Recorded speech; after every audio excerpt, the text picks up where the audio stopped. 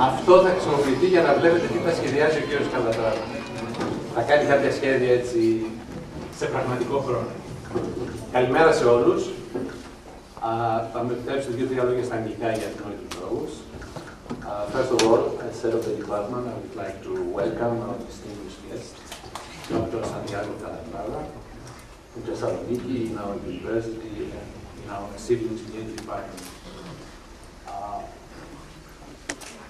I would also like to thank him for this special lecture he's going to give for our students and faculty members. And furthermore, I would like to thank him for the present he has brought to us. He has brought us a considerable number of books about his work, his paintings and his designs, with his own handwritten dedication to our department. Bienvenido en Tesalónica y muchas gracias.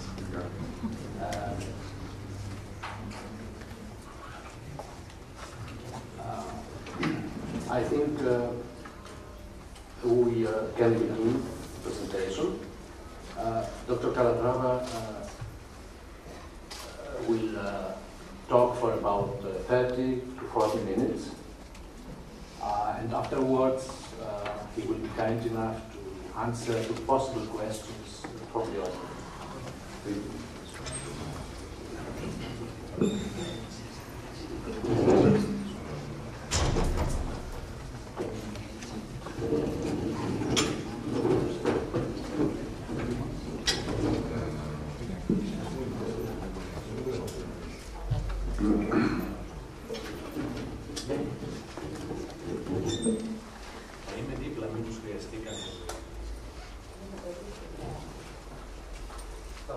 Distinguished professors, ladies and gentlemen, and dear friends, it is for me an honor to speak here in front of you, and I would like in this very short period of time I have to deliver you a bit a cross-section to some of the works I have done, putting maybe a little bit of emphasis in the ideas or the way how this particular problem was solved, or what are the things who has interested me in this or that particular project.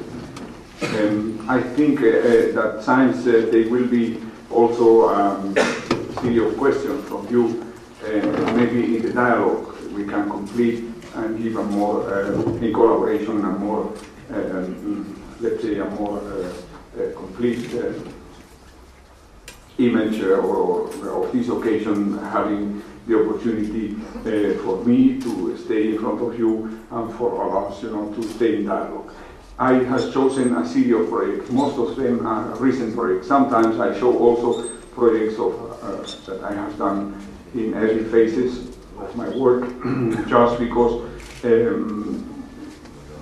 let's say questions like the landscape or putting buildings in the nature, or let's say problems of specific problems of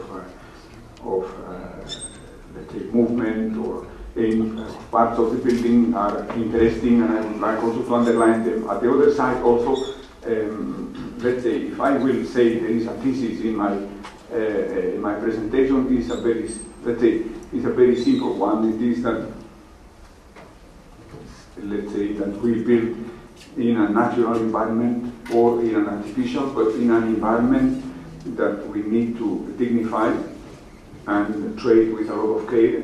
The second thesis is that personally, being an architect and a civil engineer, I has never made a very special distinction between the two professions. And third, that I think or I believe that the 21st century will give another look to our profession, and the discipline of building, you see, we want to call it architecture in this case, but also including the works of a civil engineer, will be reconsidered again as painting or sculpture as an art. And these are the, at least I live in this hall. These are the three basic theses that I would like to, let's say, who are my guidelines, and that I would like also to comment to you. Maybe, I don't know how, should I press the button here, or can you explain me how I have to proceed? Yes, I would like to start with the PowerPoint.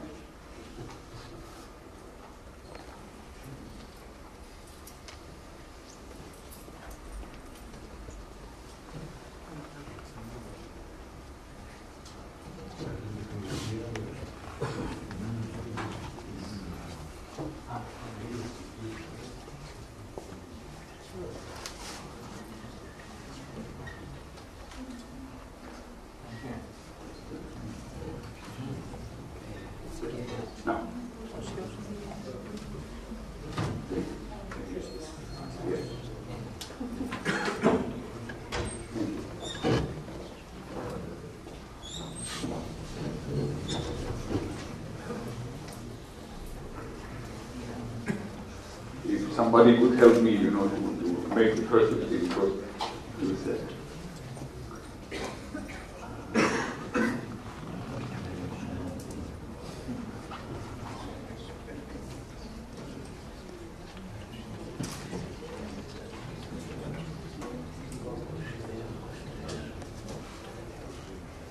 it's a big file with many pictures.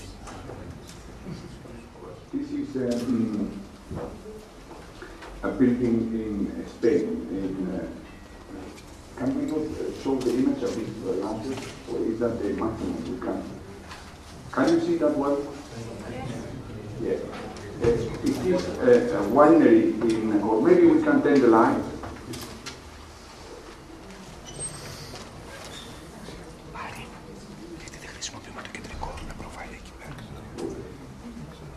This is a winery in northern Spain, and when I received this commission, one of the most difficult things for me was, you know, I say, you see, indeed it's a very simple word. You see, it is just an agricultural, industrial building, but since the landscape was so beautiful, I was really scared, trying to find a way, you see, to put it. So I thought for myself, maybe the best thing is not do anything in this landscape. So I pay a lot of attention to the fact of building in this particular landscape and integrating the building in the surrounding area. You see here, one of the things I try to mimetize is a bit the landscape. You see, the landscape is very hilly, and it has behind those roads, it's called La Sierra Cantabria. And you see also the hill, the green hill getting down. And I thought that solution is this, as you see, with this undulated roof, who has a bit of protuberance in the center, and with the gray color of the aluminum, trying to make that ropes and roof, and also the color of the earth in the wood of the facade, the building gets more integrated in the landscape. Here also you see not only is the fashion choice in the color, but also you see the tectonic of the mountains follows a bit the rhythm getting into the front. You know, there is a certain movement that, as a wave, the roof catch. You see it also here. Indeed, one of the interesting part is the fact that the building is not as big as it appears to be, and it is a matter of the scale. You see the door you see there is just a bit more than 2 meters high, and the maximum height of the building makes maybe 16 meters. And you see, I have had a similar, or let's say, I received a very interesting lecture. You see, once visiting the island of Corfu. And I was many years ago, 25, no, even more, 30 years ago, and I was in a place called Canone, where there is a small island with a monastery, and it was wonderful, these constructions, you see, so filigree and so beautiful. Until a monk came out of the monastery or of the church, and I understood the church is much smaller than it appears in my eyes. So the figure of the person put the real scale, into the thing. And I think this is, here will also appear something like that, because as I say, the building is not so high, or some monumental sense maybe appear. This was also a prerogative to integrate it also in the landscape. And here you see also some of the parts of the building, the wooden facade, just a cladding facing south, and the back side is concrete and the aluminum. Here a frontal view of the building itself. During the day, there is a reception hall over there where people can have a drink, and look also to the winery which is behind, and to the bar. This is the interior, and then you see the village of La Guardia, which is on the axis. You see, it's a 45 middle-aged village, almost intact, in the hill in front of the winery. And here in the night, you see also the winery.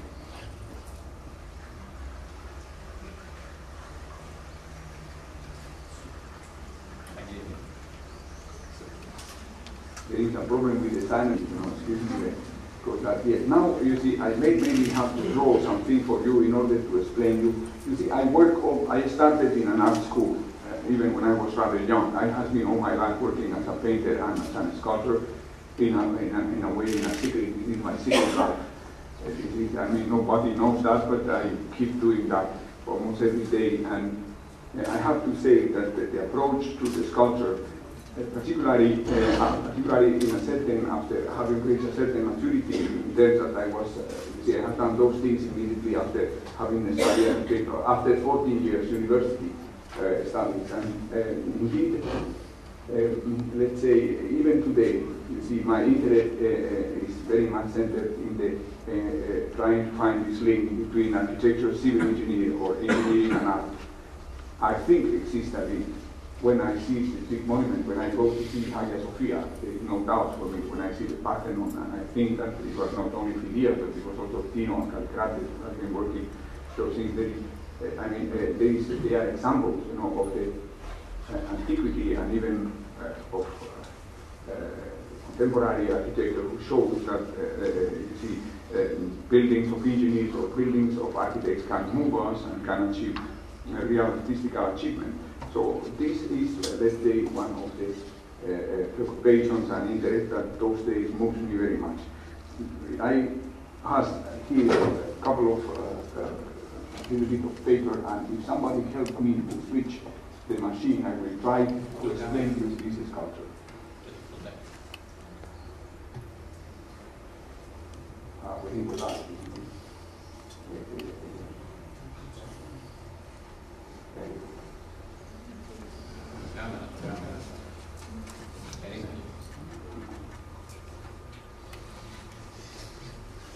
Do you see my hand? Yes. Yes. Yes. You see, one of the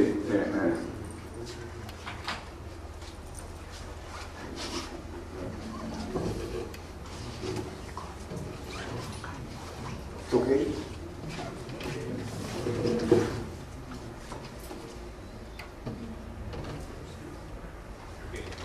Like that, you see that well? You see, one of the important things or has been for me important has been the study. You can see that very well. And you see that very well. But it's not very sharp.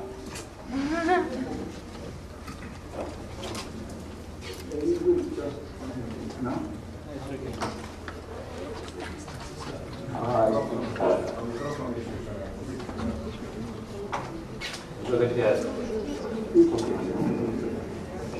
You see, one of the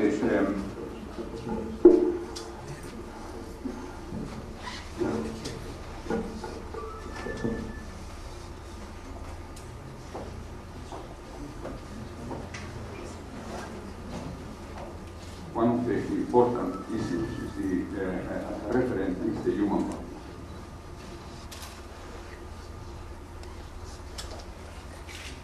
So,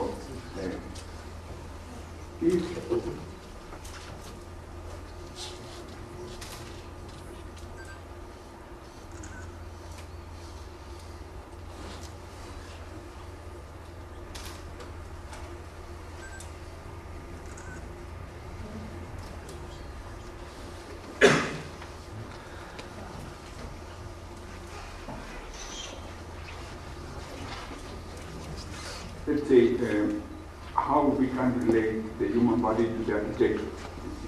Indeed, you see, it's a mysterious thing, when you read by Michelangelo, who say, l'architettura dipende dalle membra dell'uomo, architecture depends on the human body, or on the human member. So it's a very enigmatic question, and it is very, you see, you get immediately attracted and curious, to see how you can go through with those things and give them, let them become alive and let them, and one of the, I started then getting in a very synthetic way, you see, to let's say, to approach, I don't know if I will have time to put a little bit of color to that. But let's say, one of the interesting parts of the fact of studying the human body, particularly coming out of the studies of engineering, is, let's say, why we can't stand up. It's a question, you understand? And then you recognize that it is something mystical, the fact of standing up, because at the time I had a small child, and it takes a child, almost more than 1 year sometimes, to learn to stand up, which it is something very particular.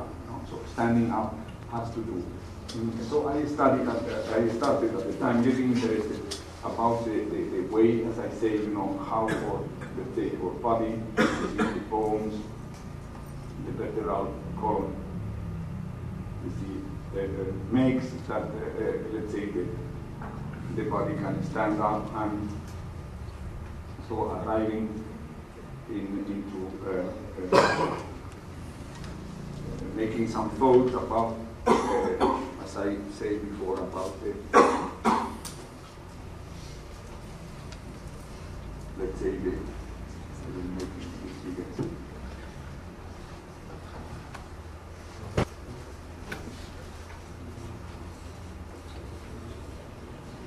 particularly about the vertebral column.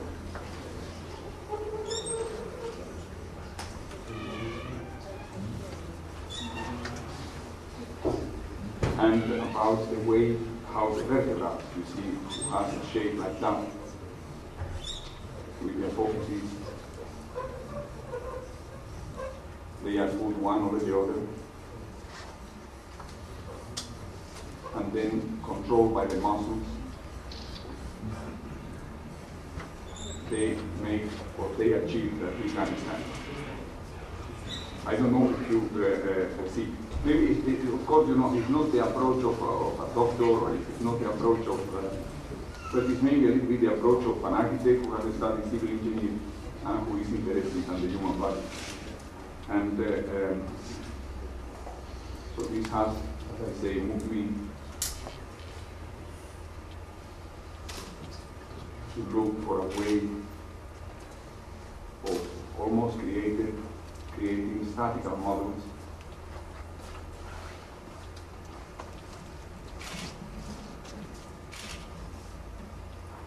of the behavior of the body. We can maybe now sit back into the pictures because we will understand that much better. I apologize, but I am not very good in computers, and because I need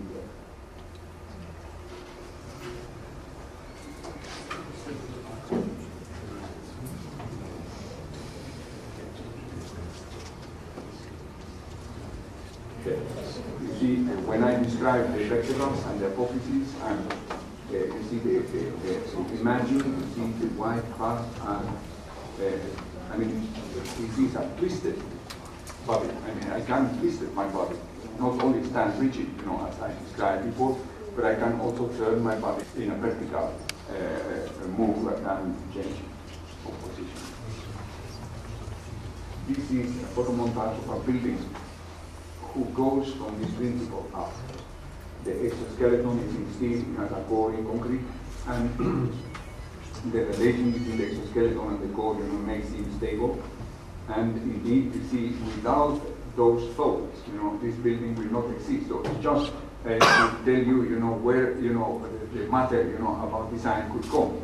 So it's in a very abstract way, you go into a problem, trying to analyze why we stand up. You achieve, that there are mechanisms, in our body, work, according to very precise patterns, You get the synthesis of them, and then you can maybe achieve to something like that. It's almost finished. It has 200 meters high, and it is in Malmö, in Sweden. At these days, you know, the one crane doesn't, I mean, it's free. I mean, the crane is not holding the building by the building.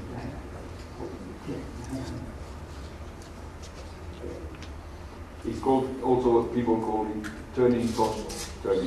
I mean, it's readable. I think this makes maybe you see, I could never think that they will find for commercial proposals a good name, calling something turning torso, you know, which is, but they have done that. And also it has been a source of a little bit, you know, interest also from the point of view sciences and extremely slender structure. It's very, very slender to see sciences.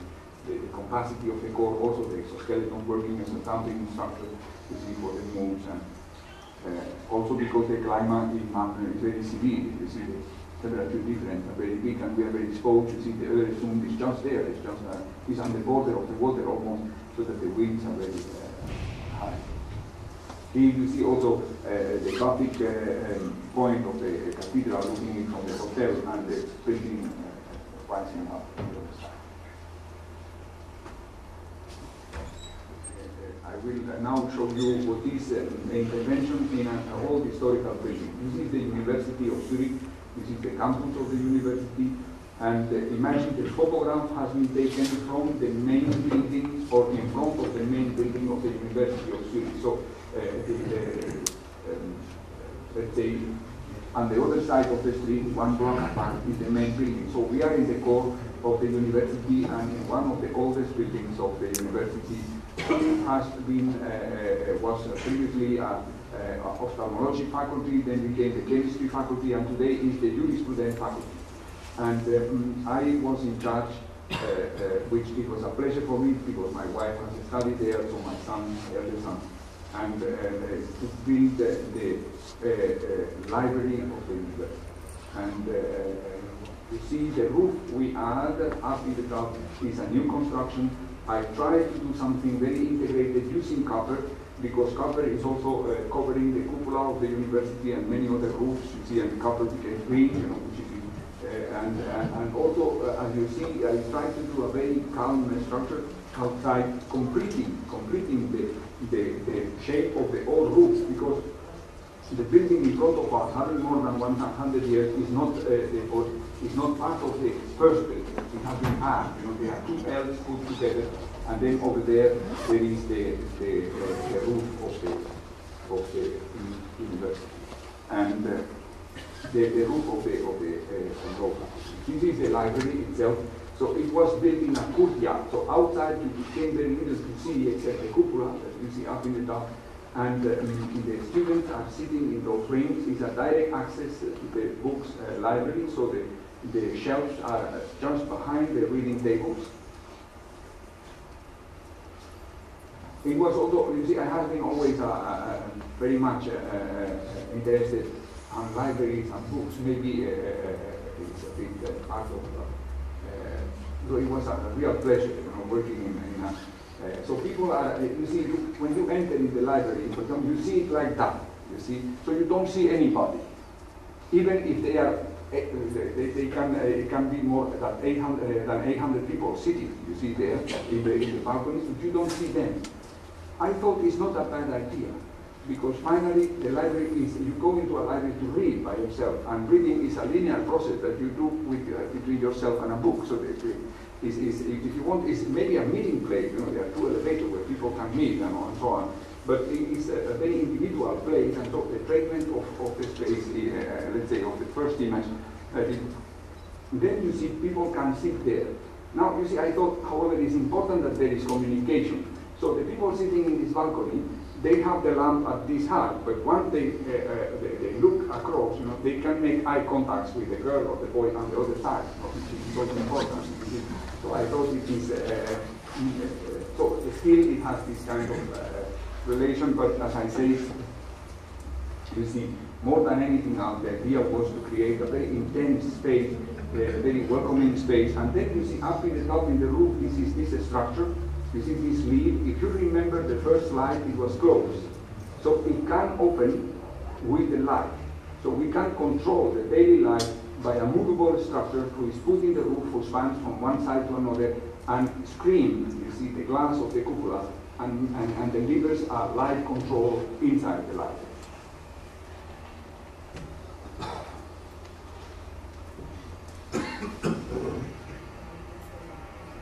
This is, as I explained to you, I have been almost all my life working in sculpture and painting. I've never done that, you see, with any ambition, except that I was several times invited to do exhibitions in, let's say, in prominent places like here. This is the Museum of Modern Art in New York, for which I have done a sculpture at the courtyard in the frame of an exhibition I have had in 93. The sculpture moves, you see, so it's called Shadow Machine, and the idea of the sculpture is that let's say, maybe I could do a pause and let you explain you a little bit by drawing. If we could, I don't know if it is very complicated to switch the machine, but I would like to do some another drawings just that you can understand.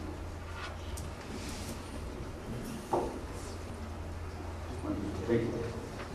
You see, one of the, let's say, you see my hand.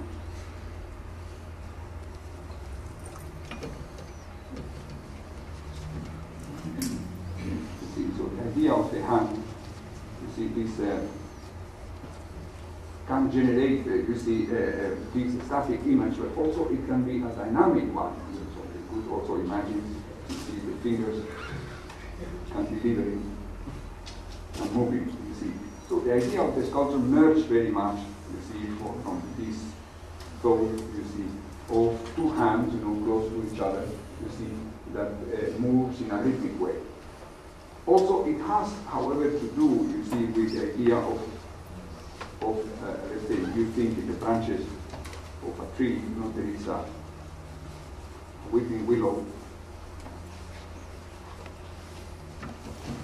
close to this place, and so you can, so again, you see, it's just to show you some issues that may maybe be from interest. Not only the human body can be a source of,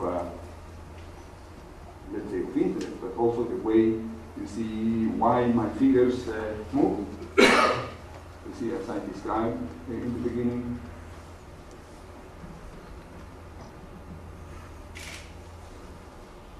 You see, or why the branches of a tree move, but more than that, also why the branches of a tree project shadows in the ground, and you see, and so indeed, you see very much, you see the work who can maybe move you, you know, to make a kind of work of research, we want to call it like this, is based more than anything else in in the ability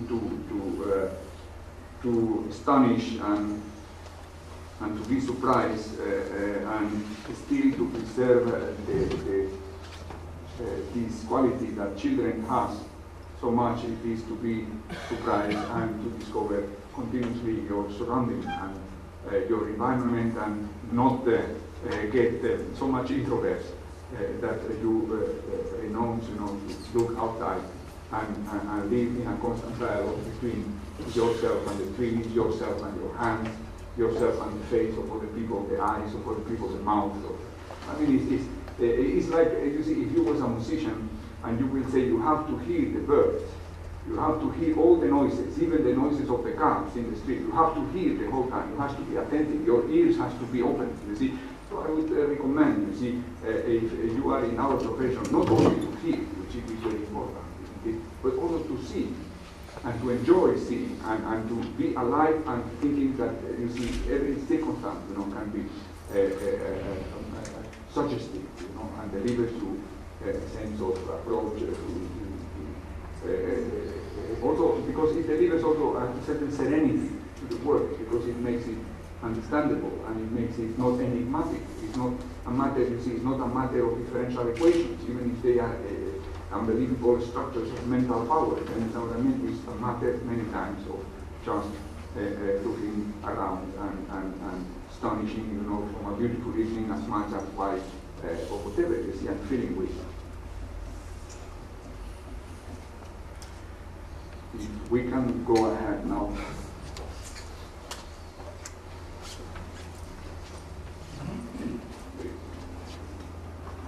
We brought also the sculpture to the Biennale in Venice, and I was, I mean, the municipality permit us to put it a la volta del Canal Grande, which you see the building of the region, and then you see the Ca' Foscari, which is the main seat of the university. And the one side there, you know, the Canal Grande between Ponte dell'Accademia and Ponte del Rialto makes a turn of, let's say, 45 degrees in the axis and oriented versus La Giudecca, and straight right into the end of the Canal Grande.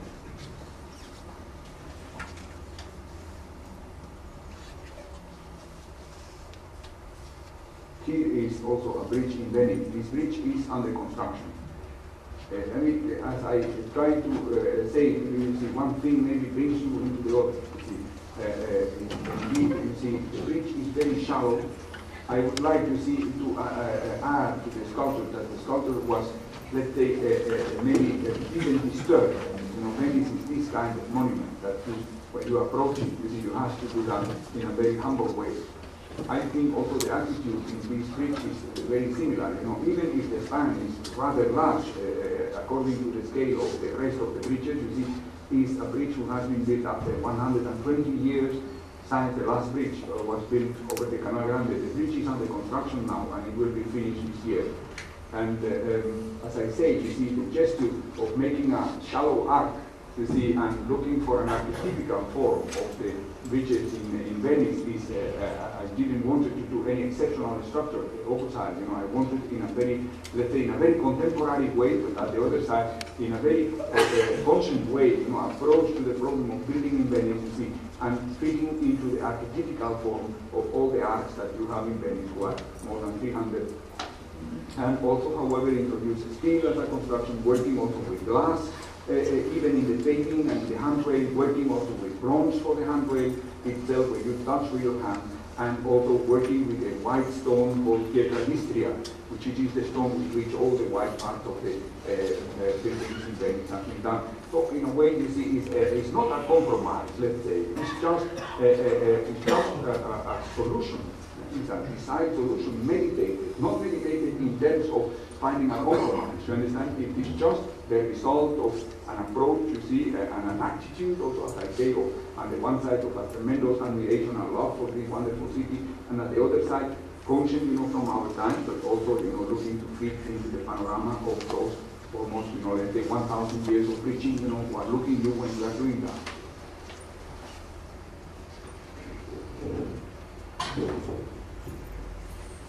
This is, you see, here the attitude is a bit different. This is just, this bridge is also under construction. However, I'm showing you just an image like this. Is also in an historical city. However, not embedded in the historical part of the city. It is in the modern part of the city, the very modern part of the city, at the entrance. It is in the city of Jerusalem, at the end of Yafo Street and Theodor Herzl Avenue.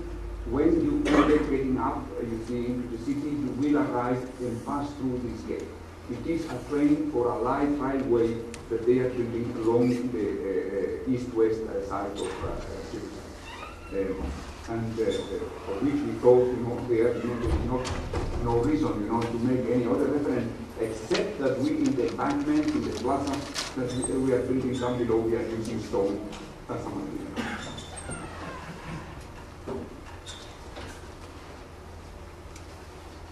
Here is also a bridge we have built in North America. It follows a series of bridges with cable stay bridges who started in the Alameda. This is a steel bridge. It's called the Sundial Bridge. In a wonderful landscape. The landscape is, well, the bridge is situated in Northern California in a place called Redding. And has a very light deck who spans almost over 200 meters. It has a mast in steel who is hollow. The people, as you can see down below, they can arrive into the bases, close into the water, And one of the major challenges the bridge has posed for us was to integrate it in the wonderful landscape, almost virginal landscape of the area, who finally was not so virginal because this area was exploited to take doubles to build barrages upstream. You see, so we have had to be very careful in many senses. And now I want to speak about another chapter, which will be, the treatment of the natural side. You see, in terms of handling in a restitutive way.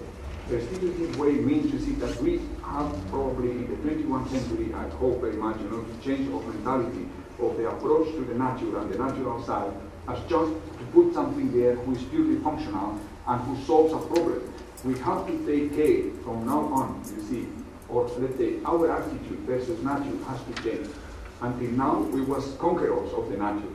Now, we have already conquered the nature, and we have to take care of it. And it's necessary to take care. We have to work not only taking away from the nature, but also delivering and restituting. So, in this case, you see, the whole project around has to do with that, where the gravel was excavated, now there are ponds, what used as biotopes, there is also, you can also circulate around, they have planted an enormous amount of trees, they are trying to do also a place for breeding the birds and the Canadian geese, who flow there. And more interesting is that, the stand of the bridge was indeed almost imposed by the client because, you see, since they has built two major barrages upstream, there is no way for the salmons, from the Pacific to arrive upstream to the ponding places.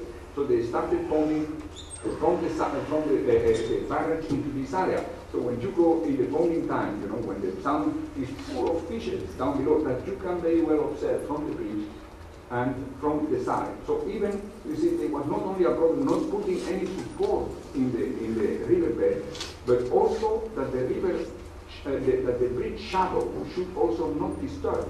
So this moved us to use a semi-transparent paving, as you can see also in the images I will show you. This is, you see, this is looking up in the mast from the area down the pillars I showed you. So there is a small amphitheater they use also to keep, in the cool, because during the days can be very hot there. You see, but during the night, in the summertime, they do even small events, you see, down so it's very light, very close to the water, very fresh. And here, if you see the paving is translucent. Paving.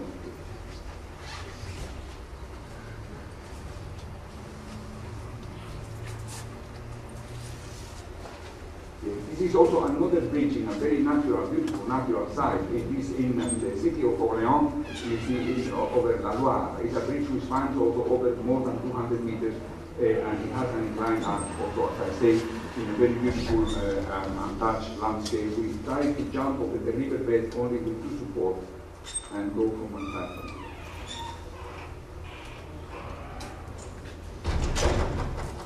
He also, again, speaking of landscape, you see, I'm more interested in explaining you the way how those bridges work, you see, because we belong more or less to two families, arcs, asymmetrical arc, eccentric, using the torsional stiffness of the box, but more than anything else, I would like to emphasize the fact of how those bridges have been integrated in the landscape, and you see how there is, I hope, a sympathy between the shapes of the hill, between the shape of the deck, and also the form of the boats, and also the colors chosen in order to create something who contribute to the picturesque aspect of the place in this case. Here also you see there is a very large arch bridge with a span of 220 meters, and in front of it there is a Roman bridge in Merida. Merida was a Roman city, a Roman foundation called Augusta in Merida, and has probably one of the eldest bridges in Spain, and close to it we have done this arch bridge you can see on the other side. This is also another bridge. You see, sometimes you see, the architecture can also be a bit complementary, as it happened with this bridge here in the Aramillo Bridge. The Aramillo Bridge also is an interesting, you see, it's interesting. I will also make a small drawing afterward, to show you where some of the thought of what he comes from. But finally, you see, this is a very almost a synthetic bridge. It's not a bridge, you know, who merge from any minutes into the landscape. It's, you know, like a pure idea, you see, so an idea how to hold a deck by counterbalancing it by the weight of the pylon, who is blocked also in the foundation there and the span of 200 meters, by having, you know, 3 lines of traffic on each side. Maybe if somebody could help me a second to switch into the drawing slide.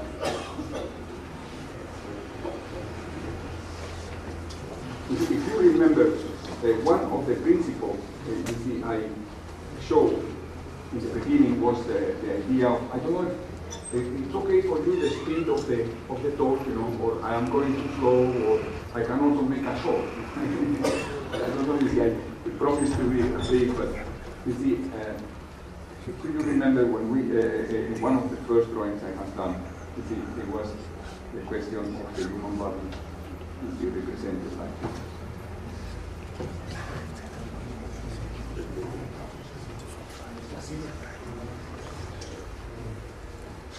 Now, for a moment, you could imagine the same body, you see, the flat.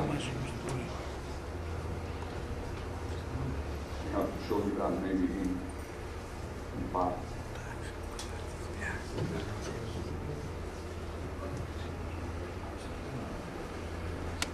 So you can see the key, you see the body, the order of the column is not here.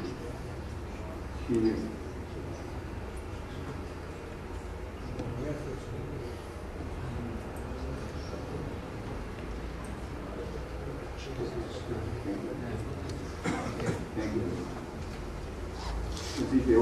Let's say the column, the vertebral column is in flat.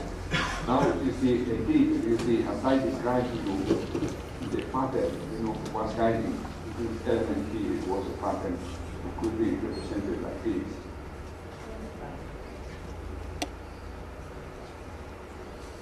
And here, you see, I like to represent it like that. Let's say in flat.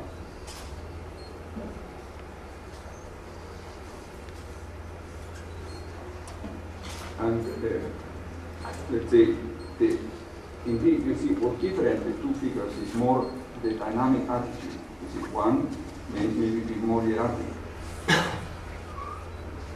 and more steep.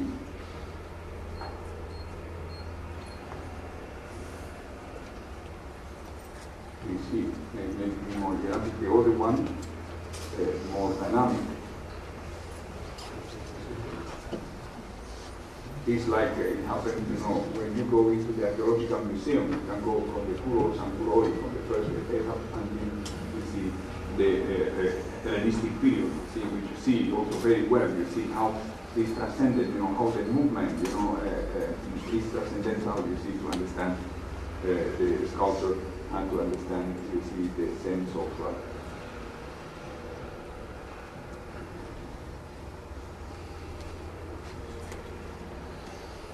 So, finally, you see, basically this is what it happened there. You see, there is not, the thought doesn't go very far, you know, it's as simple as that. And this was, this will move us into the spiritual television that we can maybe have a look again.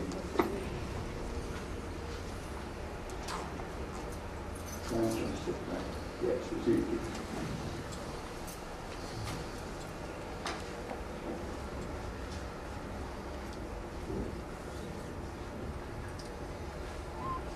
Another one, you see, again, you see, once you make the statement, and this is also a license that you can have, and it is very usual in the art, it is the thema and the variation. In music, you have that very often, you know, from Chopin to Mozart, Beethoven has written also variation, and Placida in La Mano, whatever is Chopin wrote that, and Mozart themas, but also even you have also duos of piano and cello, you see, written by Beethoven, variations and Mozart music, or even Brahms variation and Haydn. And also, to understand the variation is also a thema, it's a matter by itself. If we go ahead and you explore the thema that you discover in one of those events, you go ahead and trade it. You saw the bridge in Reading is a consequence. This is another one. This bridge has been built in Buenos Aires. It's a cable stay bridge, and as the Alamillo, and you see here, it goes over Puerto Madero at the end of La Avenida de Corrientes, in a very central place, and you see it has the ability to turn around axis and let the navigation channel open.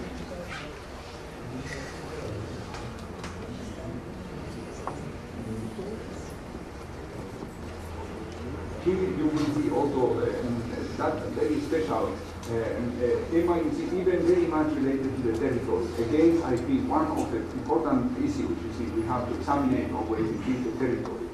You see, we build always in a natural environment or in an artificial environment, but there is also, you see, our building should do a contribution. In this case, you see, this is in the city called Haarlemmermeer. Haarlemmermeer is a district of Amsterdam where Schiphol is. You see, the airport is just there. You see, and it's one of the faster growing cities in Europe because the airport is growing continuously, and so we may maybe go there in the next 10 years, and the city will be already there. Indeed, they are already building around the bridges. So it was, the idea was along a canal to make 3 bridges.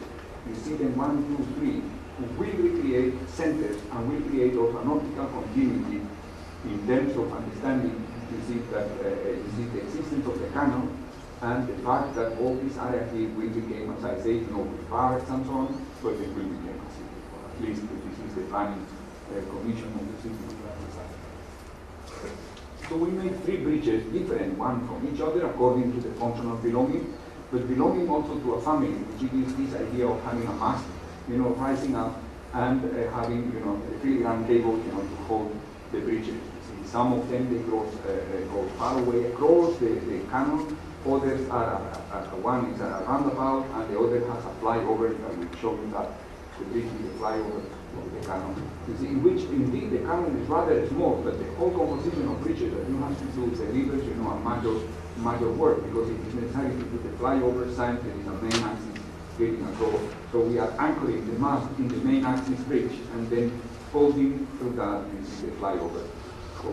So again, you see an exercise in which each one of the bridges is a response to the functional problem we have to solve, but all together, they speak with each other and create a series.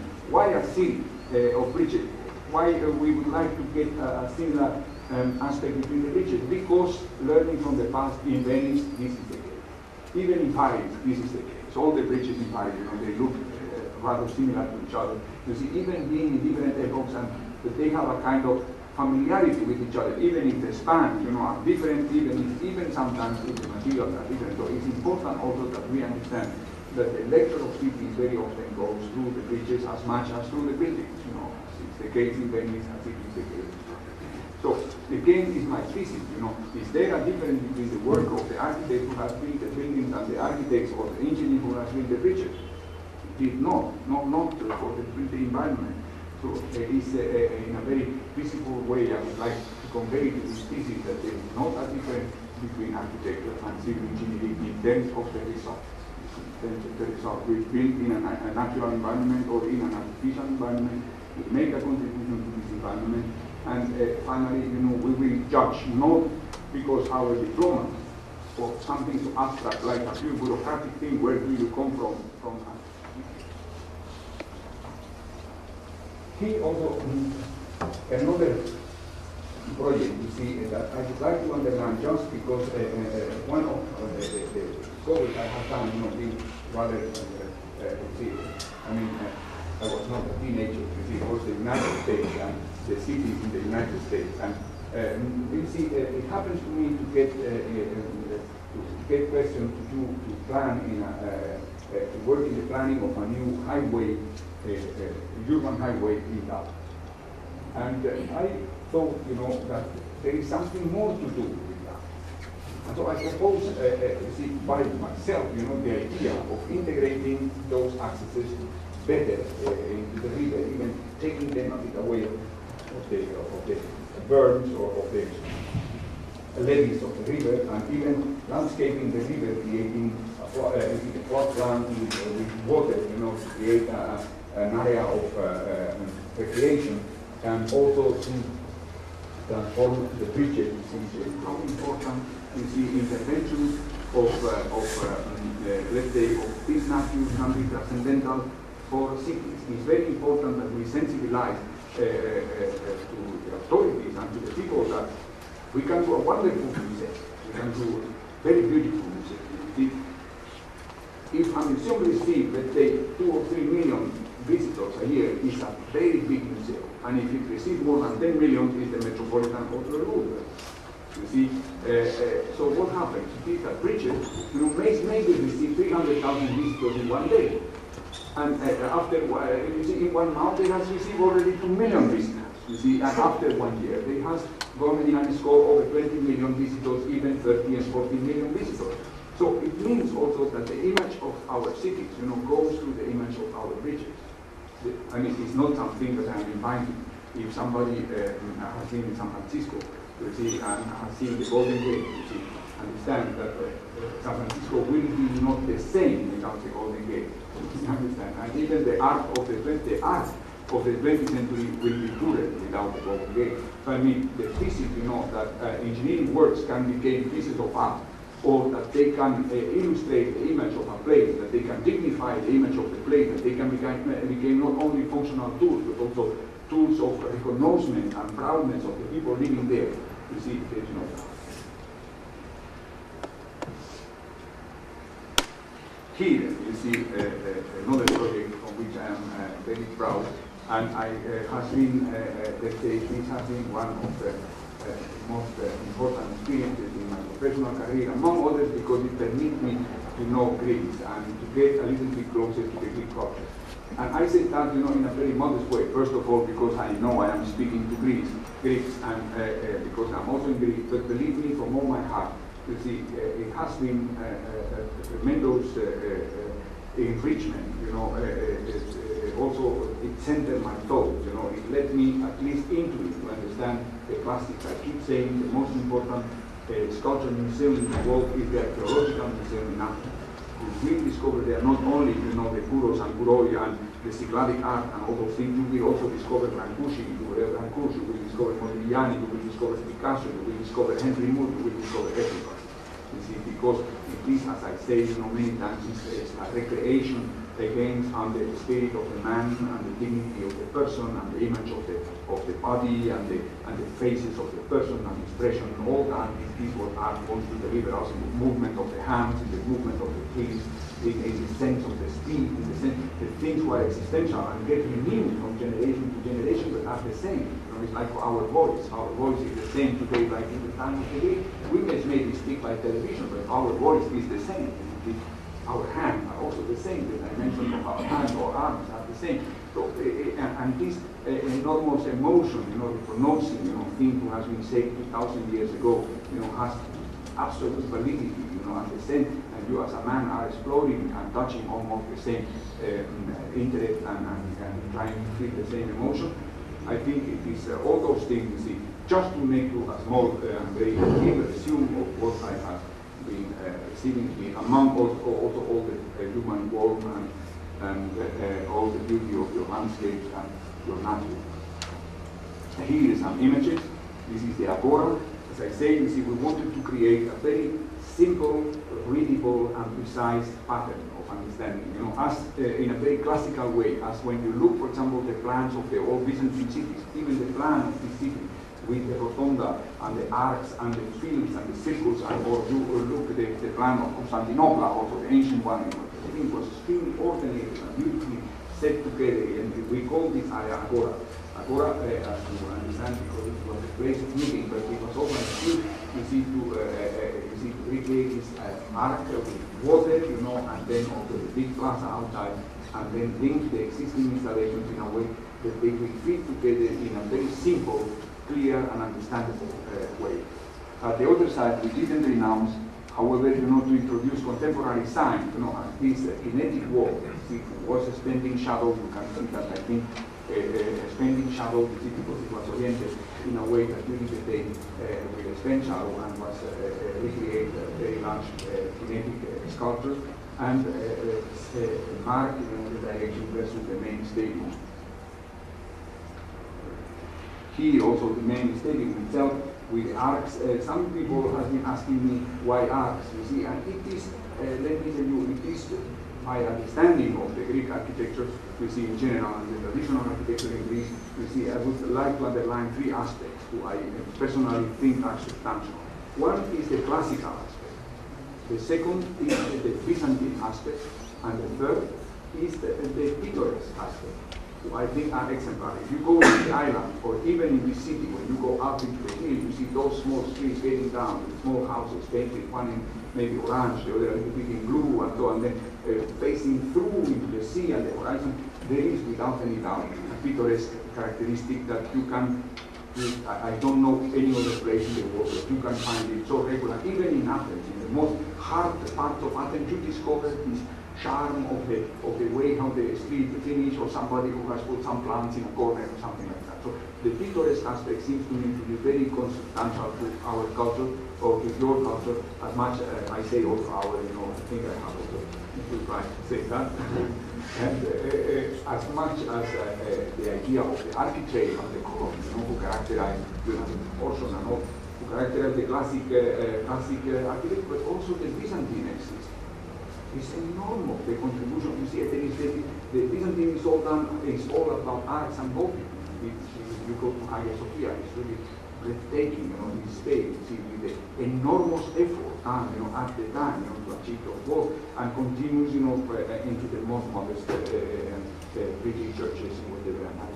Really, so I thought the theme of the art, fits well, the theme of the boat fits well also in the context in the Greek context. Here you see the Peloton and the stage.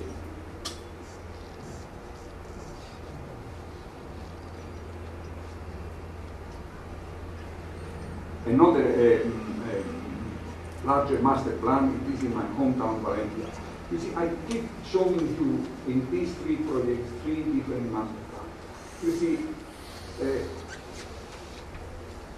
well, I will do the resume, later on, just some words. You see, the master plan in Valencia brings us into the city of the art and design. You see, it has an opera, planetarium, it has a museum, we have built also 2 bridges, we will build also another place that will be called Agora. There is also an arboretum, there is also parking facilities, there are pools inside, and there is even we are making a development with housing towers there. And you see, this is a planetarium. Who reflects into the pool. We use water as an argument. Here you see the building of the opera, which will be concluded in the month of October of this year. One of the bridges we have built. And here you see, looking from the other side, there is a bridge under construction now at the end of the museum, a cable stay bridge. And you see here the arboretum, or we call it the Draculo. Then there is also the planetarium, and you see many of those houses you see around, they didn't exist when we started. Now, you see, I'd like to come to the point, you see, saying, you see, it's also very important that we jump over the vision of single building or single intervention and think always in the cities. You see, the cities have been, if you look cities like Prague or even Venice, you see, the people living in cities, there was enormous proud that not only their own house was beautiful, but that the whole city was a beautiful part. Our city, has suffered enormous during the 20th century. I think the 21st century will change that. I think the 21st century will deliver a higher attention, you see, into the cities, and it will deliver a higher attention in the way, in the treatment that we give to our cities. Here I was working in a very depressed area of the periphery of Valencia, and you see, our intention was to dignify it through public intervention and make a master plan, and then let build, around according to the master plan, having a park, having a city of the art and design. And you see, we have revalorized the area so much that the public investment, for every euro that the public investor has done in this city, more than 40 euros has been invested by private investors all around to rebuild and dignify the area of the city. So we have to look at, from now on, as I say, or you see, I think it has been a preoccupation always. Now I would like to stress it, you see, that the cities are very important. Giving back dignity to our cities, looking I mean, the most living example, the dignity of the open space, you see, of the common space was at least as good as the dignity of the interior. People took care painting not only the facade, but also painting the street, putting plants outside, and having, you see, an image, not saying this is my facade and the rest is no. This is a common place, a place in which we meet is the extension of my house, is the extension of the place where I live. I mean, this is a good example. Also, the skyline of many cities you see in the Middle Age, from the Middle Age on to the Renaissance, when you see those towers, you know, beautiful finishes and so. So I mean, it's necessary that we think, you see, that the city is our natural environment, and we have to pay a lot of attention to that. Here you see, now I want to show you two buildings. One is the opera we have done in Tenerife. I like very much this building because the community who built this building has been 170,000 persons. It took us 12 years to build them an opera in Tenerife, who is rather far away, you see, from in the Canary Islands. And also in one of the most beautiful landscapes, you know, close to the sea. So I was very, very enthusiastic of this project because I discovered, you know, what a tremendous interest the people have had, you know, having a musical infrastructure. By the way, they have also very good orchestra there. And you see here the openness of the seas and the climate is so pleasant. You see there are terraces around. The whole building is built in concrete. It's a pure concrete. You can see even the shell. It has an spine in steel, but it was just done, you know, to hold the scaffolding, you see, of that three cantilevers built there. This is the interior space, you know, to reach a height of more than 40 meters with light in the dark. Here also, do you remember the idea of the torso I showed you before? This is a variation. You see, here is a variation. So the cubes are not one over the other. They are just displays. And they have, you see, two tables on the side to stabilize them. But just, you know, the thema and the variation I showed you. We are doing a building in New York. You see this column in the center of the skyline of New York, close to the Brooklyn Bridge, who comes from this path. You see, here also, it's a Midas skill, you know, to create a correlation between the pylons of the Brooklyn and the shape a little bit of the column, you know, getting up. They are townhouses, one over each other, you know, with 4 floors plus a terrace floor. And it reached a height of more than 300 meters.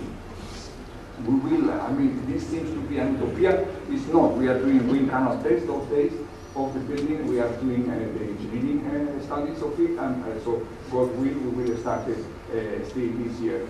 We will start it with the building.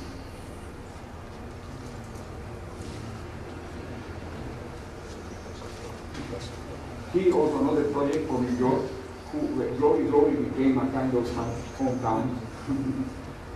Together with Valencia, of course. This is the Ground Zero station. It's a very special project, first of all, because it's not, you see, in relation to the scale of the surrounding buildings, you know, it's rather a modest building. You see, even if we reach a height of over 40 meters over ground, and even the whole building occupies a block, you see, of New York, between 4 streets, you see, Fulton, Church, Greenwich, and Dale. And still, you see, if you look at the scale of the surrounding buildings, it's a small building, and has the function, you know, to link all those buildings in the underground. So we are embracing the memorial. We are also getting along Fulton Street into the World Financial Center and the feet of the tower, of the Freedoms Tower and the tower number 2, and also linking the tower number 3 and 4 into Liberty Plaza. Here you see also very important for us to understand the building is to see it from the top. You see, because it fits like a sculpture in this plaza, and it's a very transparent building because we want to let the daily light enter into the interior of the station. And you see also something that we are trying to achieve even in the works who are in the underground is to deliver very large tanks and bring also daily light in. Here also you see the main hall, we call it Memorial Hall, which is mostly closed, it has a gap of light, and we would like that the roof, you see, open for functional proposals, also for ventilation and smoke exhaust and many other things, but also we would like that the roof open, you see, in order to particularly the 11th of September of every year, the roof should open. Because we would like that the idea of this tragedy, let's say, or the impact of the tragedy that people, even not today, but also 1 or 2 generations, still can understand. This is something very special happened, you know, who changed the life of the city and even the life of the whole country and the life of the world. You see, and so this idea of catching a piece of the sky of Manhattan, shaped like that, you see, and facing the sky, you see, it has this sense of transcendence between our world and a superior world here represented by the sky. And also another project of clear vocation of urban vocation is the project of Milwaukee. It's a museum done at the end of the axis of the Michigan Avenue. It's an art museum, it's an extension. You see, from a wonderful landscape in front of the Lake Michigan.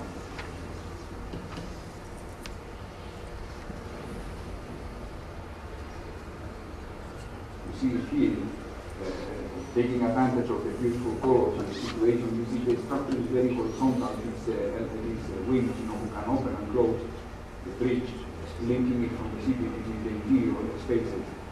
This can give you a flavor of this, what the station maybe became, even if the station will have an autonomous architecture. My ambition is to deliver also spaces of this quality.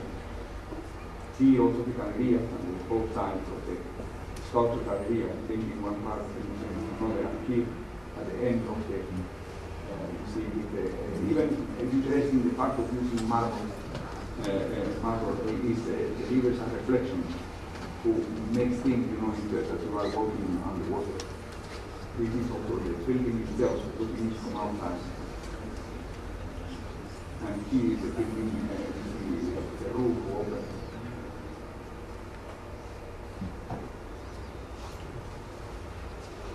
And here you have also views with the background. And so far I know this is the last image I have to present you. Now we could maybe start with the dialogue, if you don't mind.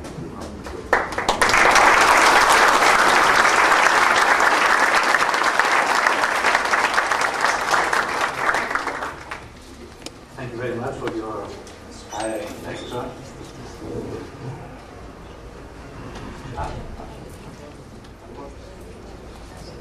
Another will be kind enough to answer. Professor Kapos. Sorry.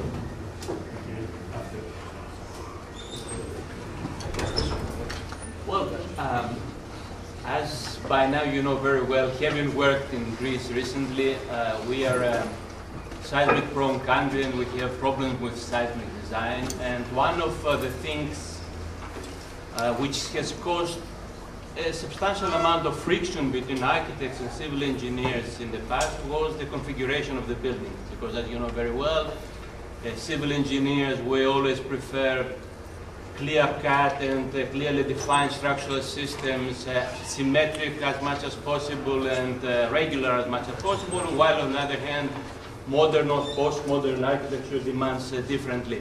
So my question is, first of all, how do you perceive this problem? Do you think it is a major problem or not? And secondly, perhaps most importantly, could you perhaps share with us one or two of your experience wherein you had to modify plans that you have initially prepared in order to accommodate for seismic design considerations?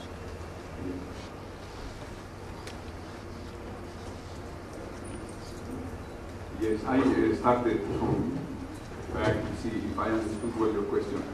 I have had to modify my plan very often. Even so much that my wife also get mad, because my wife is working and directing the opening. I have had to modify them because I was not satisfied with the result. I have done sometimes the same very 3 times, even 4. I have to also throw away, you know, execution drawings to start again. So, I mean, you see, modificating a design is just a matter of how you understand from optimization. My way, you know, to approach the work is very much, let's say, it's almost the opposite of things what people will understand from a genius or something like that. You see, I am a hard worker. and I make maybe 200, 300 sketches for a project, preliminary sketches, and then approach it, very slowly, and even change, getting ahead. And for me, putting a goal may maybe be as important as deciding, where the entrance has to be. And the configuration of a node or the configuration of a part, and indeed, I regret sometimes that actually that today, maybe the amount of work I am confronted, is so big that I cannot dedicate and focalize as much as I have been doing in the beginning of my career. So the idea of modifying a project, I look at it much more in a very abstract way. As the need, to achieve something which is good, and this can only be achieved in architecture, very often by superposition of layers until you have the global understanding of the printing. And even once you have the global understanding of the printing, you need to go through the exercise of having drawn the printing very and go very much into details, and you may maybe even think, and it happens to me too. The second thing is about the questions of symmetry that you emphasize, who likes, so engineers who say they like symmetry and regularity, most regularity. Symmetry. I mean, if you want to see the Parthenon is symmetric and also rather regular, is full of very subtle irregularities. For example, maybe make engineers to feel very uncomfortable, as the irregularities of the entities of the columns, or the irregularities of the corrections of the perspective, and all the links, so that one column being very regular is different from each other. It's just a matter of sublimation. I think there is there is a capacity of every person in the world. If you are a poet, or if you are a farmer, or whatever, you can work in a subliminal art and try to do, something which is the fruit of your work, but also the fruit of your conscience, and with which you identify plenty. And so the ideas of symmetry and the ideas of regularity are very classical in architecture. So an architect can also say, I like symmetry and I like regularity. Myself, I used to say that symmetry is a very elemental pattern of beauty. If you remember among the first drawings I have done, you see here the human body is symmetric, but the other side is also asymmetric. It's really a mysterious thing, you understand? Trees are not at all symmetric. You understand? My hands are not either, they are not symmetric. Oh, they are symmetric but not equal. You understand? They are, we call that, people used to call that anti-symmetric. And you see, it's very interesting, the question of symmetry and asymmetry in the nature. It's a principle of creation, very important principle of creation. You see, the idea of symmetry is very important. It's a very important. Even you see the idea of symmetry in the nature and asymmetry and the pattern with which the nature is built up. You see, has impressed enormous the mind of the philosopher even in the recent time. If you look, if you read Baruch Spinoza, you see he says. The nature is built in such a way that he calls the principle of building of the nature, calls the intelligence of God. So the intelligence of God building the nature, he said, and he called that, quoted that in Latin, amor intelligentiae, speaking about Planck, he said he believes, in this thesis, amor intelligentiae Dei. You understand? So I mean, it's very interesting. I'm not speaking of an architect or an engineer. I'm speaking about a physicist or somebody who was very introduced into the world of the order and disorder and those things, and regularity, symmetry, and asymmetry. So indeed, we have to be very humble when we address these things. And finally, being looking at things like that, mostly we have to step back in ourselves and say, what I am doing myself. I am a specular, who just want to do a pillar, calculate a pillar, and make 1,000 of them. Or I am somebody who is looking for the regularity in a subliminal sense, because regularity is an adjective, is a structure. Understand? This is what we should, and there is the dangerous frontier. You see. So how many? So mostly, you see, we are very. Let's say we introduce the sense of economy, who means in Greek means the law of the house. Somebody explained economy. Something like that. Yeah. You see, we introduce that in a very speculative way. Just being lazy. saving, you know, time of thought, you know, saving also energy and involvement in our own design to accomplish something exceptional according to our own possibilities, not to the reference of this what people will judge over there, which it is also very important because finally those things go abroad, you know, and they don't belong to us anymore. They are there and they are used by many of them. Okay, thank you very much. Professor Lemonis. I was really impressed by the analogy you used between the human body and the structures, although the scales are quite different. Yes. But when you go for the design, of course, you have some other criteria to take into account, not only the form and the function of the building, but also maybe some, say, environmental concerns or economical, because maybe we have a nice structure, but we don't have the money to realize it. Or also some social aspects, for example, the acceptance and how the people behave. Yes, can you repeat the last one? I didn't hear it very The well. social acceptability, you know. Also technical ability. For example, these forms fit with all the engineering guidelines. Yeah. You see, But the question is, do you take into account all these several factors in order to find a trade-off, or you just go for the design because you think the form is the most important and you don't care about it? yeah. You see, I understand your question, and I want to understand to answer it. I understand very well your question, very well. I would like to both sides, and I want to get one point after the other.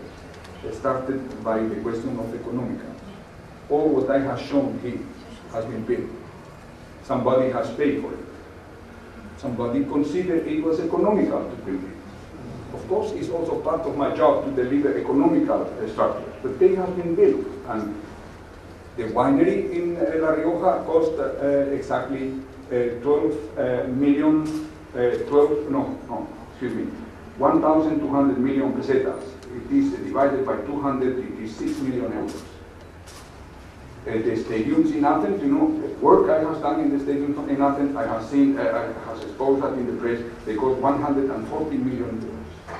This was, I have done that in the press, we document that.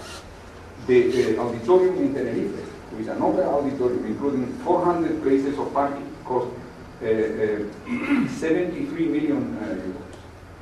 These are structures rather recent. The first station I built in Switzerland, you know, an extremely complicated situation, maybe has cost 30 million euros of today, because it cost, I mean, the major part of the structures I have built, you know, has, without any doubt, an economical background, because they have been built for the public authority.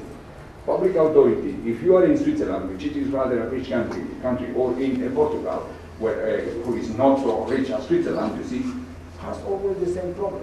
They have to justify the cost in front of the people. Another thing it is that those structures maybe appear in the eyes of many people as exceptional achievements, arts, things like that nobody uses anymore, and they will say this is impossible.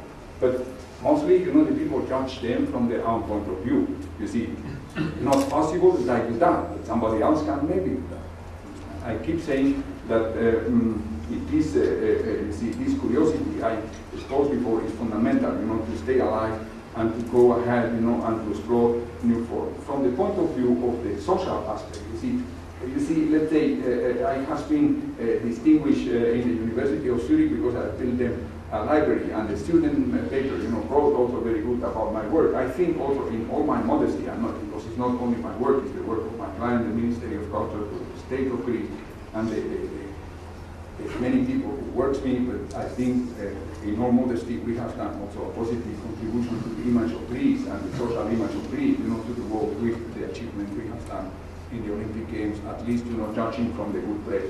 The Olympic Games became, particularly the stadium became, you know, in the opening ceremony, for which we contribute, you know, very little, I say, but still it was part of this social effort, you know, to be social correspondent. About the question of integration in the environment, I keep saying the whole time from my first slide into the last one how important it is the relation to the site, the relation to the city, the relation to the hills, to the mountains, to the streets, to the lake, And so I mean, there is also you see, there was this speech, you see, or this sentence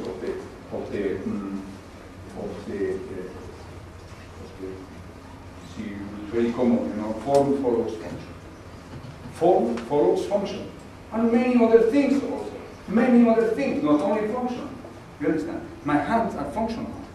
But they are also, you see, much more than that. You understand? Or legs, I don't know. You see, you understand what I mean? My face, my eyes. You see, my eyes are functional without eyes. I don't want to stay without eyes. You understand? But you see, you can read also many other things in the eye.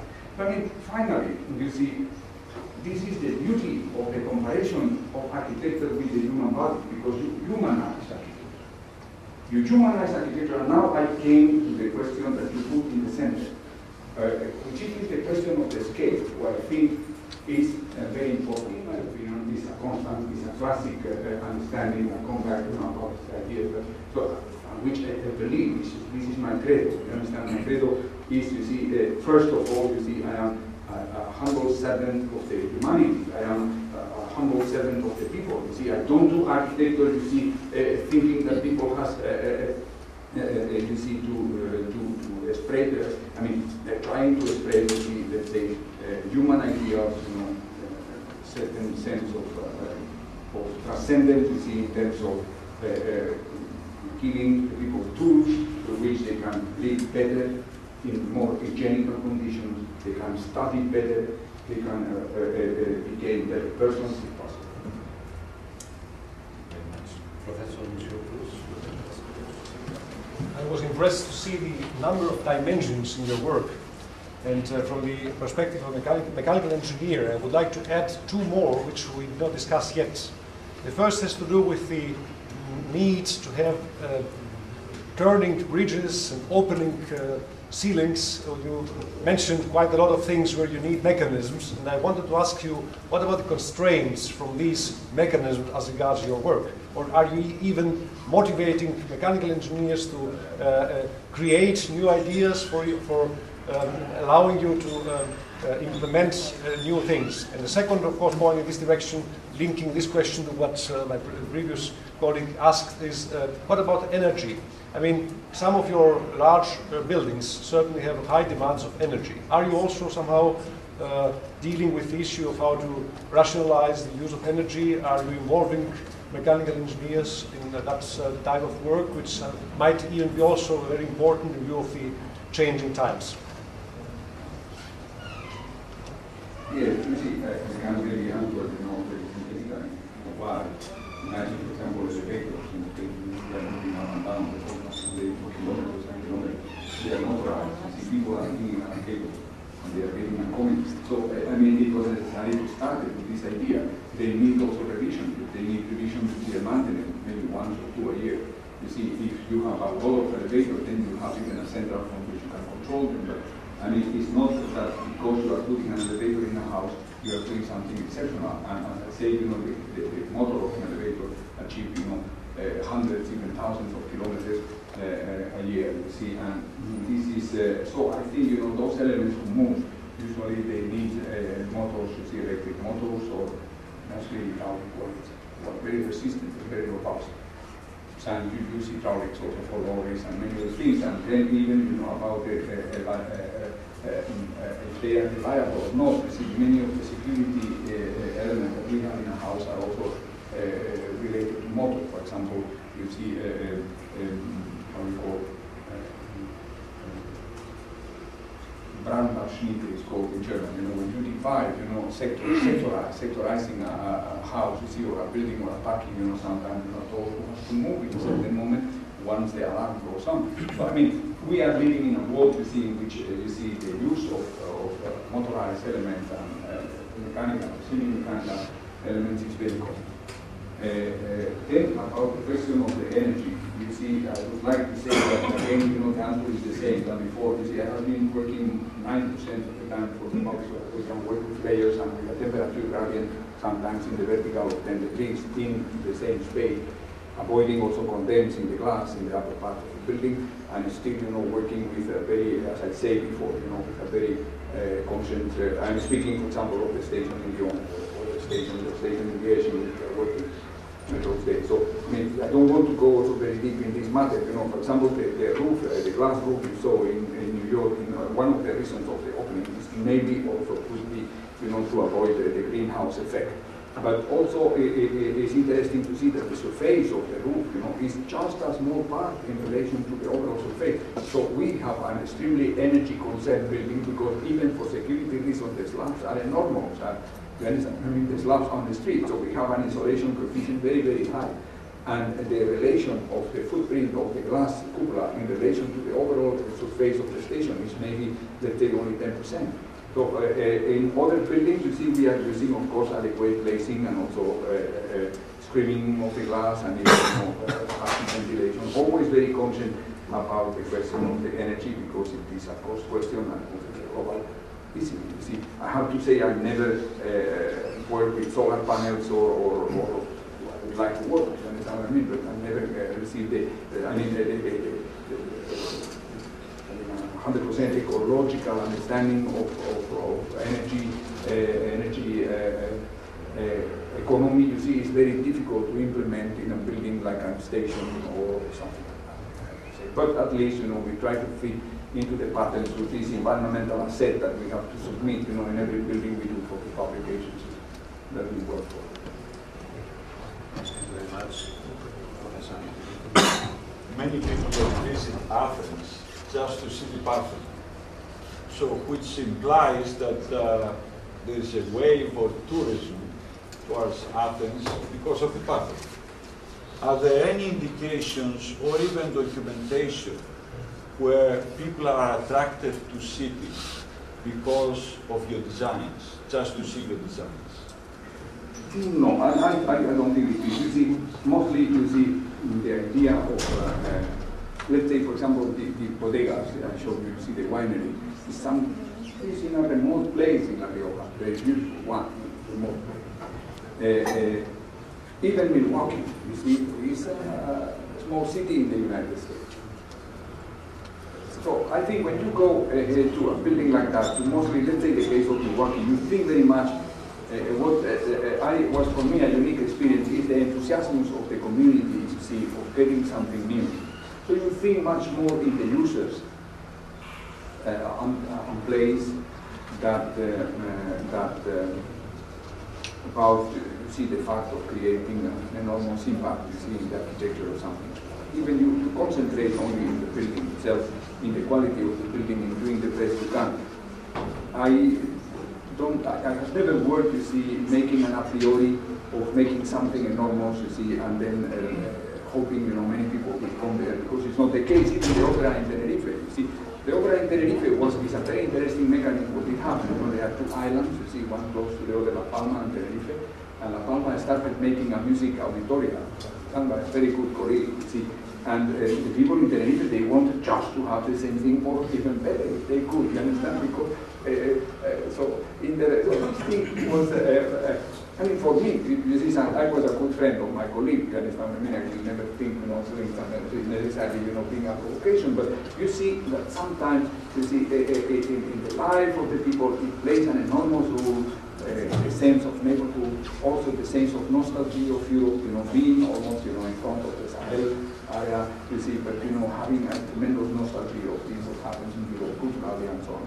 So they are, these kind of motors makes maybe the building as it is, you understand what I mean? And this makes the building as it is, because it doesn't reflect my will, you know, to do a building who particularly is like that, but it reflects the enthusiasm of the people for this particular event, celebrating music in a city who has only 170,000 inhabitants, and celebrating it in a, let's say, in a sterilizing.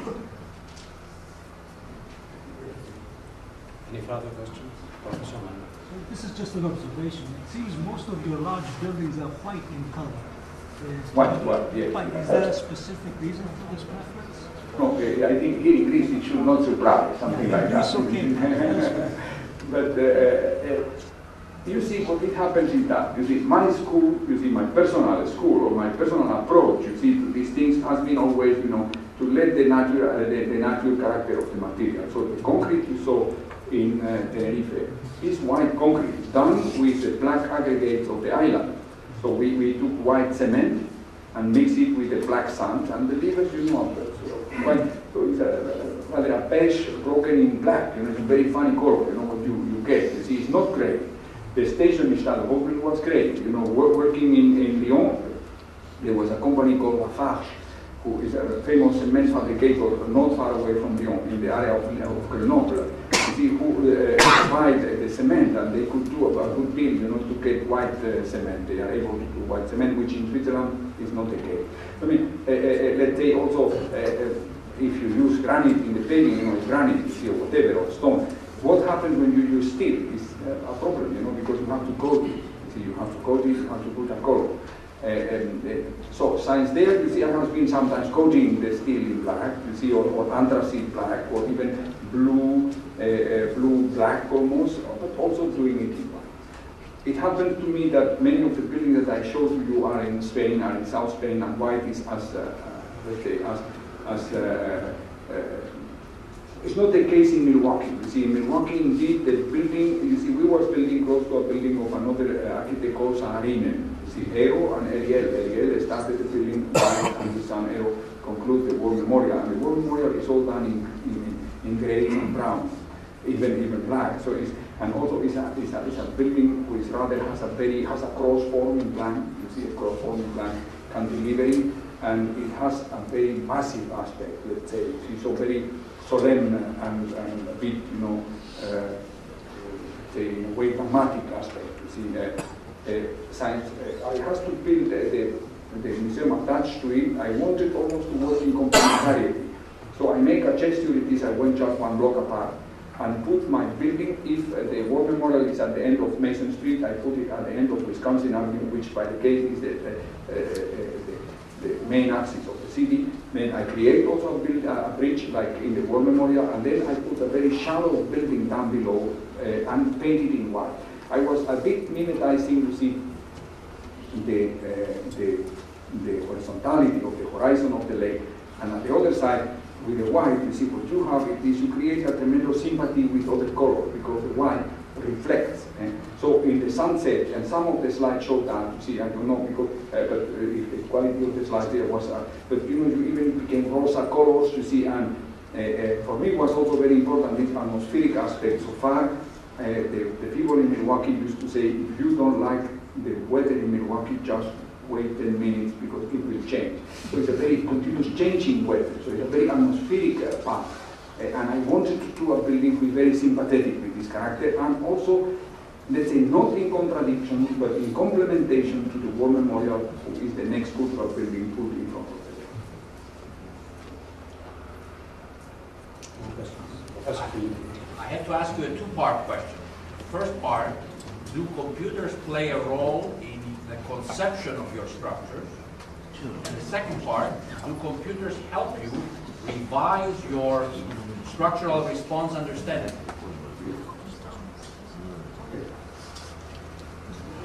See, I can answer your question in two senses. You see, I started saying that I think one of the most important tools we received in the last decades or half century has been the computer.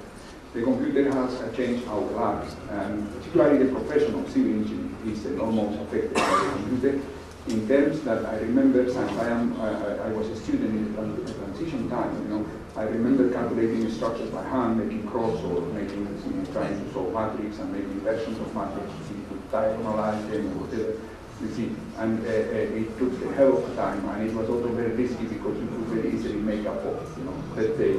That's an important point. Then it was questions like, for example, the dynamic analysis. It was impossible. You know, you have to through some very complicated differential equation, you arrive to very simple formula. You know, it was mostly approximative, as that you could only apply in very particular cases. You see. So you think the introduction of the finite element, you see, for example, as an step, or even, you know, all the dynamic analysis that you can do today, or the interactive processes, you see, that you can do in order to make studies of stability or other part of the building. In all parts of the building, you see, there is no doubt that the computer has introduced a tremendous instrument. would change effectively, the life of civil engineers, because you see, using the process of getting into a structure was a process of saying, this is the type of the structure I want to do, this is it, you see, and from this moment on, you see, I will dedicate all my energies to calculate. Today, all this time, was maybe a time, let's say, this is a fraction of time, and this is the rest of the time to calculate it. You see, today, all this time goes, into the time of making the input, pressing a button, and getting almost automatically the result. Okay. So it means that I can dedicate more time to this phase, or even do several phases like that in order to optimize my structure. So, or my building. What means optimizing? That's the question, understand? So optimizing means making it optimal. What means making it optimal? Then I want to take, the points that I have received here before. You see in the questions of the professors as, for example, energy. You see scale, economical, social, from the form giving, functional. You understand? Then you get more time to attend and to achieve those points.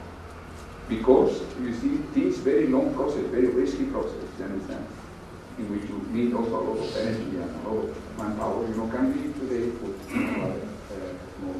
So it's very important, because in my opinion, this simply approach, you see, let's say, lets a tremendous freedom, in the conceptual phase to the engineer. Then there is also another question, you see. There is no doubt that today, for example, the architecture became asymmetric and became also very intricate. Nevertheless, it is because the computer as a tool permits go into geometrical patterns that by hand nobody will have the courage to go. Do you understand what I mean? So it is for sure, all those things, are turning and changing and turning and coming and angles and so all those figures. Has to do with the rendering capacity of the computer, who delivers a new tool that actually want to explore and go ahead with it. My positioning about that is, this is a fact. And you can use it in a way or another. My school is very orthodox. You see, I think, I try to reach, but it's not a school, or that I want to learn something to, myself, I don't use computers. At all. So I need even to handle that here. I need a computer as much as I don't try. These are personal decisions I took. I worked, 26 years ago in an investigation project, accompanied by mathematicians, two mathematicians, two fellows for the computer, and a huge machine of Evans and Sutherland. There was only two in Europe at the time. Just making the first step in computer-aided design. I met people, I went into symposium, and even myself, I wrote a paper called Designing with Computer.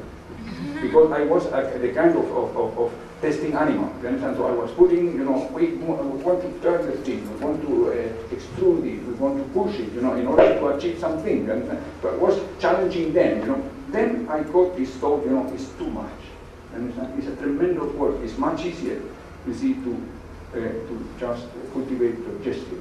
You understand what I mean? So I took the decision, okay, that's a good thing. So, except myself and another fellow in my office, everybody works with the community in a very elemental way. This permits me maybe to find a balance, between, the understanding of symmetry and asymmetry, and also hold me out of the temptation, to go into very tricky geometry just for, let's say, for the, in German you would say Rausch, I know it is, you get and you want just to go in, you understand what I mean? So I think, yeah, and so this, I hope I answered well. Thank you very much. A last question, because of the afternoon ceremony. Well, as we can see, your structures are quite expensive. So I would like to ask you, what is the expected lifetime of your structures?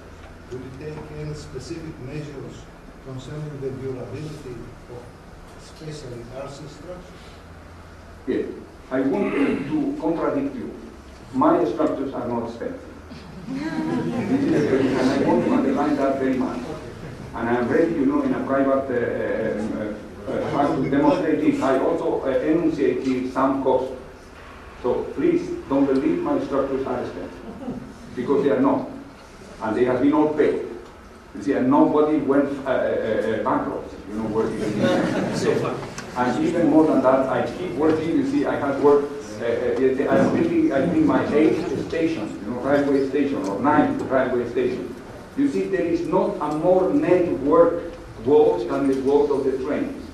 You understand what I mean? So one station is connected with the other, and with the other, and with the other. And the people who decide who built a station, they met several times together every year. So if you make once a mistake with one of them, you don't get any more on a station. So I keep working on that. You understand what I mean? And this makes maybe also a very lapidar answer to yours, even as much as I have been almost. I have been 36 bridges or 37 bridges already, and I am these days, you know, building. I have under construction 4 more. So I mean, even that, you see that it is necessary. You know, when you do this project, you see, you may maybe have a certain march or a gap, you know, because people are more and more ready to pay a little bit more for beauty. You understand what I mean? But then let me tell you also, you see. And this is, you see, is almost a topic. I want that everybody reflects that, because I want you see to break a little bit this afraidness that the civil engineer has about the cost. You know, how much cost the Golden Gate? Was not possible to build the Golden Gate in a cheaper way? Maybe yes. Maybe yes. And how much cost the Parthenon? Was not possible to build. I'm just getting into see. I mean, it's very important that we think about that. We have to think, and I will match with your second question, that the building survives. The building survives. Everything that we do, even the most ugliest thing, survives. Remains, you see, remains as a heritage that we are delivering to other people. So what moves me visiting the Acropolis, among other things, it is the conscience of those people who built the Acropolis, that people 2,000 years later will understand the message they have put there. So they build it not only for themselves, they build it even for us. You understand? And this, you know, matched with the idea of the lifetime. Then I want to put you an example. This, you see, need to be looked in a very modest way. You see, even if the example is rather grandiloquent, you see, when they built the Tour Eiffel, they thought that Tour Eiffel will only survive the World Exhibition of the time.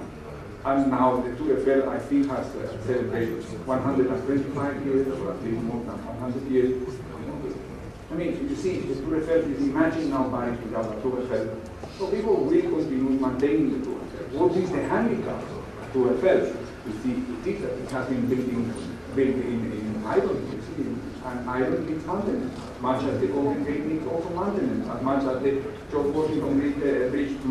So it's also important that we think that maintenance is an important issue in our building. And what I would like to underline that it is necessary that we separate the process of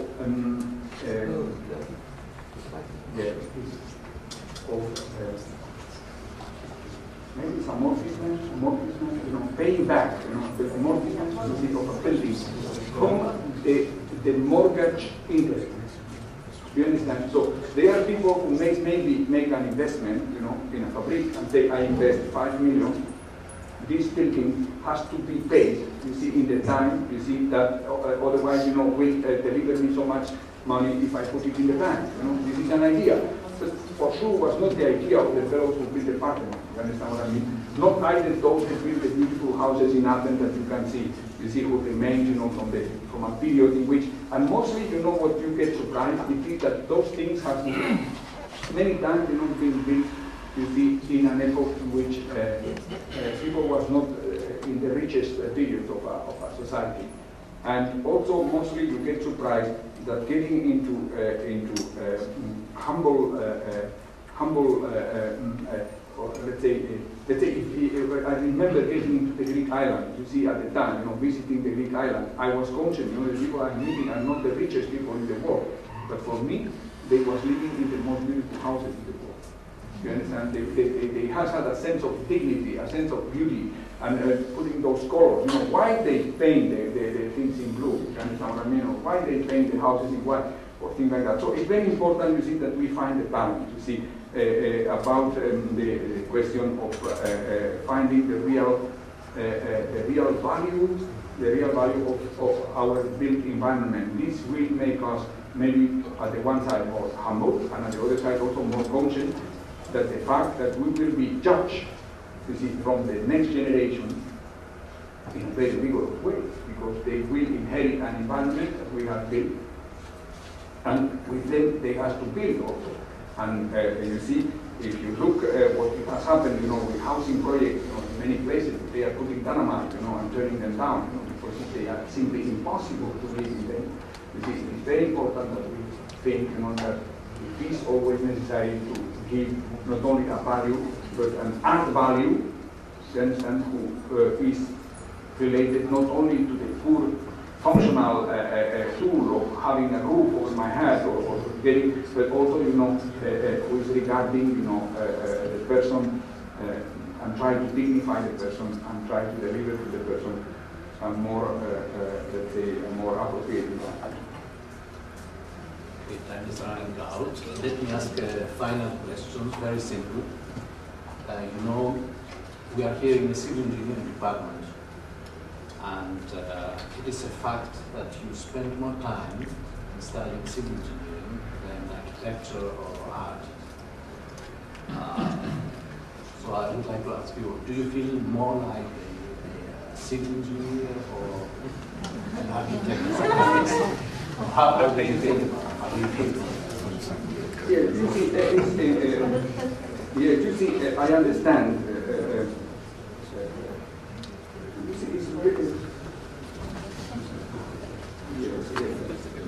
I think I can answer the question like that. You see. I think it was a simple question. No. You see, the question is that, imagine if we was in a medicine faculty, and he was professors in a medicine faculty. So it may maybe be somebody here who was professor in neurosurgery, and somebody else is professor in traumatology, and somebody else is an anesthetist. So they are so far apart from each other, you see. They are doing completely different things. Another is a psychiatrist, you understand? And they are so far apart from each other that nobody has a doubt they are all doctors. They are all dedicated to the medicine. I see things in the same way, believe me. And the more I got in my job, you see, and I am full involved as a civil engineer as much as full involved as an architect. You see, I say always that I work as an artist in modesty, but because this is a very personal, belongs very much to my personal baggage or my personal interest. You see, I have never also pretend, to be a painter or a sculptor, even if institutions, like to show my sculptures and my painting, but doesn't matter. You see, the fact is, you see that looking at, you see, from this point of view, you see, if we was doctors, you see, if one is an architect and another is a civil engineer, they all belong to an abstract discipline that I want to call it abstract, who is the art of constructing, building, and probably the right word is architect, because architect is older, is a Greek word, and engineer is a Latin word, so it precedes, you see, to the Latin. So in my opinion, even if I was an engineer, I would like to be called an architect who is specialized in similar question, you understand? And it is important to see it like that, to see it in a very wide open. Among other things, because the computer is creating this catharsis, you understand? It's creating, the computer is forcing us, to hold another attitude. The computer is submitting us, if you think, how difficult it was just to calculate, a seismic behavior of a building and station, it's very accurate, so you can modelize that and arrive to conclusion with a tremendous amount of incertitude degree, and still, the computer being due to give the result that we will for all of the people. which hand was particularly dynamic analysis. This who surprised me and let me who is so delicate and important in preaching. I mean, and because this reason, you see, now you see what means art. You see, then in that case. So, you see, even as you see, in ancient times, they say tekton. I think it means worker. It means worker. And technique means art. It's not true. But all the words have the same roots. They are the same root. So it means there is, without any doubt, between architecton and tekton and technique and technique, there is a link. And finally, you see, in ancient times, they also say there is something by this man that applying techniques moves me. It touches me. So when I go and see the Golden Gate, you see, in the evening, it's really something really such a power sensation. So something enormous emerged from this structure enlightened with the skyline, with all those skyscrapers and the skyline of the city behind it, moves me. So there is something special. How those humble persons, could achieve too much and move me. The ancient Greeks, they call that entheos asmos. It means to be possessed by God, isn't it? From them the word enthusiasmus comes. So they thought this man is a simple man, but being possessed by the muses, who used to live not far away from him. You see, this man is capable to achieve something exceptional. And you see, this is the secret. You see, this is what graduates, the exercise of technique into art. And this is common for a painter, for a sculptor, for an architect, if it is an architect or an engineer.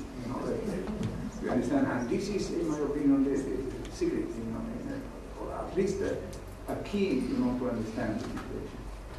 So I think we have to merge our two parts. Thank you very much. Thank you very